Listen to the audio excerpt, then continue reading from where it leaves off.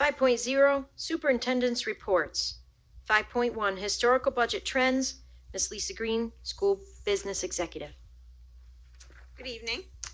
I was hoping that we would have the governor's budget out and we'd have some state aid runs. I'd go over those tonight with you, but we don't have those out. And in an election year, the governor has until February 1st to release their budget, and she's apparently choosing to use that time. So we'll have to do that at the next meeting. So I'll just briefly go over, I just have a few slides, and we always look at the past 5 years history of some of our significant budget numbers.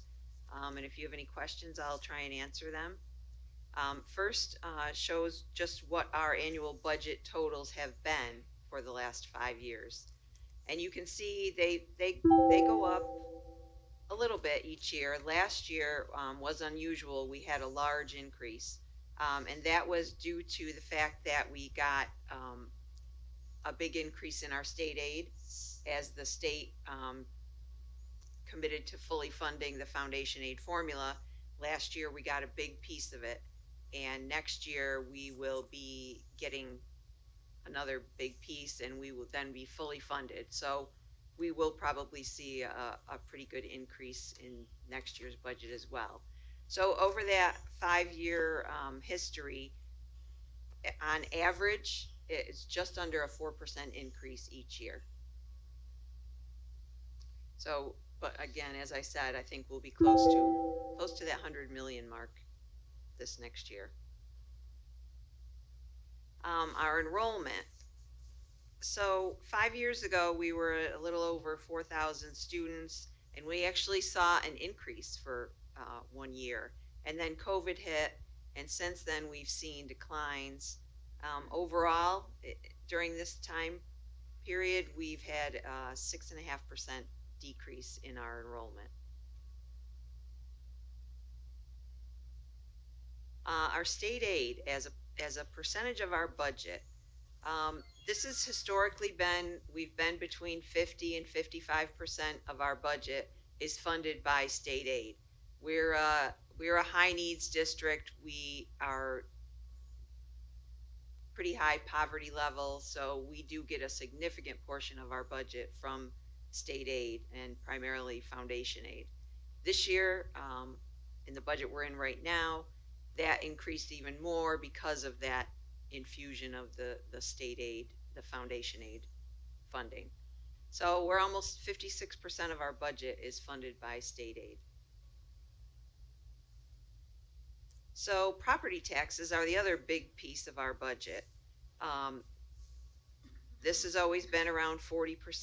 This year it dropped a little bit, and again that has to do with the state increasing our foundation aid. So the state aid portion went up a little bit, the property tax portion went down a little bit, but overall 94% of our budget is funded between those two revenue sources, the state aid and the property taxes. There really aren't significant other revenue sources for school districts to fall back on. So that's what we're left with. Our tax levy. Everybody knows about the 2% tax cap, and that it's really not 2%. We have to go through a formula that's mandated by the state to figure out what our cap actually is. I don't have all the pieces of that yet to complete that calculation for this year. It's due March 1st to the state, but I'll have it well before that, just so you'll know what our cap actually is. You know, we've been over the board, you know, between 1.6 and 2.85, but overall, over the past 5 years, we've averaged about 2.25% per year for our tax levy increase. And then another piece that plays into that property tax levy is the property value. And so what you see here is 4 years ago in 1819, the city did a revaluation. So they go through and revise everybody's property assessments. And back then we saw a 5% increase in our total property value of all the properties in the school district.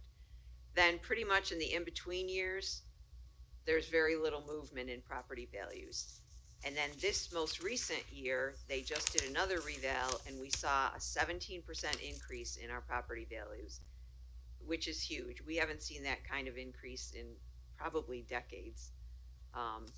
So what happens is, as long as there's an increase in property values, that causes the actual property tax rate to go down. When we look at our tax cap, say we have a 2% tax cap, that means our total tax levy, if it's 30 million, it can only increase by 2%. That's the total levy amount. That really has nothing to do with the property value increase or the property tax rate. It's just the 2% cap is on the total levy amount. So this year, because of the increase in the property values, our tax levy, we still increased 2.5%, but that caused our actual tax rate to go down from 1896 to 1692. So over a $2 increase in the actual rate.